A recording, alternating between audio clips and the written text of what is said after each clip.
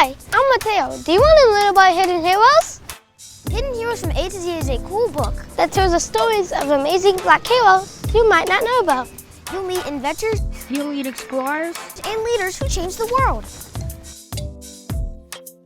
It's fun, inspiring, and you can learn so much. Get your copy now at hiddenhistorymuseum.com. Let's discover our hidden heroes together.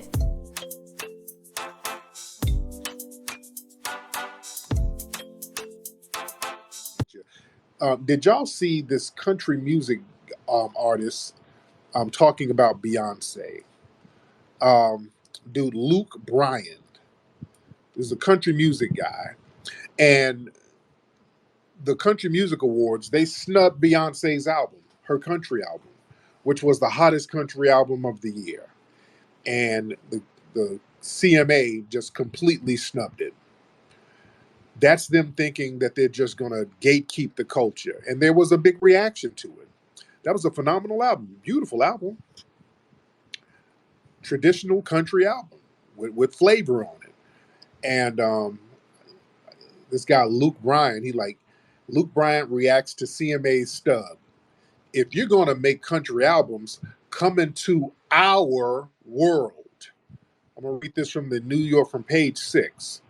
Luke Bryan weighed in on Beyonce being shut out of the CMA Awards nominations despite her debut album topping the charts. Her country album, debut country album. Everybody loved that Beyonce made a country album. Nobody's mad about it, he said, but here's where things get tricky. If you're going to make country albums, come into our world and be country with us a little bit, said the singer on Sirius FM Live. Come into your world, but the nerve. Come into your world. Country music is a black created genre. We created that genre. Beyonce is already of the world of country. Let me read some more of this. Beyonce can do exactly what she wants to do, he says. She's probably the biggest star in music. But come to an award show and high-five us and have some fun and get in the family too. I'm not saying she didn't do that, but country music, it's a lot about family. No, it's about white. That's what he's trying to say. The white family. No, just because it's been co-opted by the quote-unquote white family, well, we got to go and kiss the ring? Go and high-five us? What the hell are you talking about? Whereas people can come into our genres and just take it over anytime they feel like it and bogart it and then disrespect. You see, this is why it's important to gatekeep, because people get a lot of nerve, man. When you go and reclaim your culture, which is country music, that's foundational Black American culture. Everybody knows it was created by us, but again, we let people co-opt our stuff and then turn us into guests in our culture. We've got to start checking folks, man. It's all right to check people. I remember the whole thing with the white rapper Action Bronson. That's his name. Remember when he came out sounding like Ghostface Killer? Everybody thought he was Ghostface when they heard him. He came out sounding exactly like Ghostface, stole Ghostface Killer's style, and came up off of biting Ghostface Killer's style. And then what did Action Bronson do? He got on that ESPN show and blatantly disrespected Ghostface on national TV. And then Ghostface had to make a video going in on him, that classic video where he was clowning Action Bronson. And then Papa Wu, who's clicked in with the Wu-Tang, stepped to Bronson at Sean Price's funeral. It got real sticky out here. It got real sticky. But these folks, when we let them in our genres, when we let them into our circles, when we let them touch our culture, well, they get real disrespectful. Just like that's why I did the movie Microphone Check, because we got people being disrespectful about trying to co-opt our culture. I'm still battling these people now. Y'all need to go watch the movie Microphone Check. Phenomenal movie at microphonecheck.com. Phenomenal movie you got to check out. Phenomenal film. Let's get some calls in here. Let's get some calls. Raise your hand if you're ready, family. If you're ready to hop on here, raise your hand. Let me talk to the people who's ready to talk. Raise your hand if you're ready. Let's get Axum Kush. Let's get Axum in the building. Axum, what's going on? Unmute your microphone. All right, Axum is not ready. Let's get Yappa in the building. Yappa, hop on, Yappa. Yappa, what's happening? Hey, how you doing, Mr. Tariq? I'm good, Yappa. How are you? I'm doing great. Yeah, I like that topic of the people will blatantly steal your culture and then block you out of it as if it's theirs. Like that's a good topic. I go to school in Vegas. There's a lot of Filipinos and like Asians out here and shit, and they're really proud of like fried chicken. Like they're really proud of like, oh yeah, we got the best fried chicken. And it gets on me. Like I had to talk to him. Like that's not the original. That's not the original. That's a copy. Like that's the Yeah, inspiration. So, but they'll act like, oh no, we the best. We got the best fried chicken, or we got the best and meatloaf or in whatever. which group is saying this? Which group? It'll be Koreans and like Filipinos. Okay. And the interesting thing, during like the Vietnam War and some of those wars over there, it was foundational Black American men going over there to South Asia, showing them and teaching them how to fry chicken the way we do. That's why Yep. in certain South Asian countries the chicken tastes the way it does, because the brothers were going over there showing them how to do it. Yeah? Real interesting dynamic, man. Man, we have a lot of influence, man. It's foundational Black Americans. We really need to understand the global influence that we have, that we've been bringing the culture to people, which kills me when people try to say, we don't have a culture. We're the only people. We got the most influential culture. We are literally the culture of this country. We are the culture. In America, what other culture is there besides the culture that we've created or we had a big hand in elevating? What other culture is there in America that we didn't create or dominate? Think about that. I want y'all to think about that. Let's put your thinking caps on. What American culture is there that we did not either create or have a major hand dominating or elevating? I want you to think about that. Everything about the culture here is about us. We talk about the music, the sports, the food, the dances, all of the cultural things. Hell, things like the lottery. That came from Black people doing the numbers runners. The Jones brothers and people like that making millions of dollars up there in Chicago, building hospitals off numbers money. You understand? We are the culture, ladies and gentlemen. Light bulbs, doorknobs, so many inventions that we've created. That's just practical inventions. We're the culture. Majorly, we're the culture. And another thing, fam, if you notice a lot of stuff that's done in the dominant society, they had to look at us first and then look at the template and say, okay, let's just put a white person in there. That's basically been the template of these people for the last 500 years. They watch what we're doing and let's do a white version of it. That's basically the template. We see what they're doing. Okay, they're singing railroad songs. Okay, well, let's do it. And we'll call it country and Western music and we'll take it over. Yeah. We see these Black folks doing soulful gospel screaming over upbeat records like Screaming Jay Hawkins, James Brown, Tina Turner, people like that. And they said, hey, you know what? Let's do that. And let's just scream over the entire record. And, that'll be the new rock and roll. because that's where they get all that screaming from. They got the screaming and rock and roll, all that. All that. They get that from James Brown and really from Tina Turner and those guys. That's where they get that from, and the distorted rock guitar. That's Jimi Hendrix and other people like that in the 1950s who were playing. So they just do a white version of everything we do. The Wayans brothers, Marlon Wayans was talking about how they would do things in Hollywood and people would steal their ideas and just put a white version of it and just make a white version of it. They would do that all the time. The show, if y'all remember in the 90s, Living Single. Beautiful show, showing beautiful working in middle-class black folks. Beautiful show.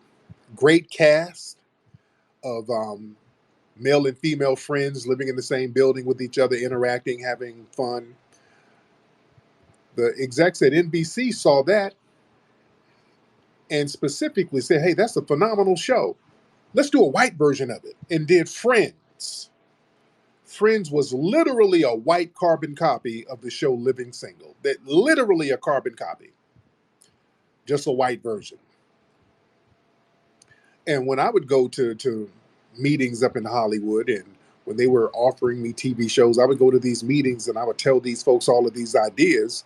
Then all of a sudden, a week or two later, I'm looking in the Hollywood trade publications, and they're casting a white person in the same exact thing that I just pitched to them at the meeting.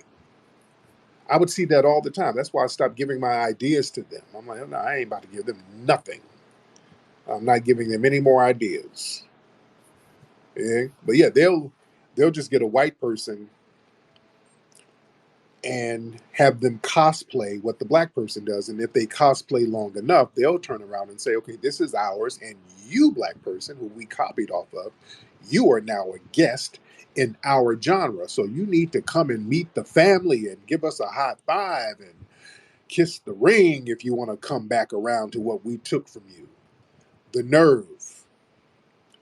This is why I want us to be more culturally respectful for the things that we create. We got to respect them. We got to respect our culture. All right.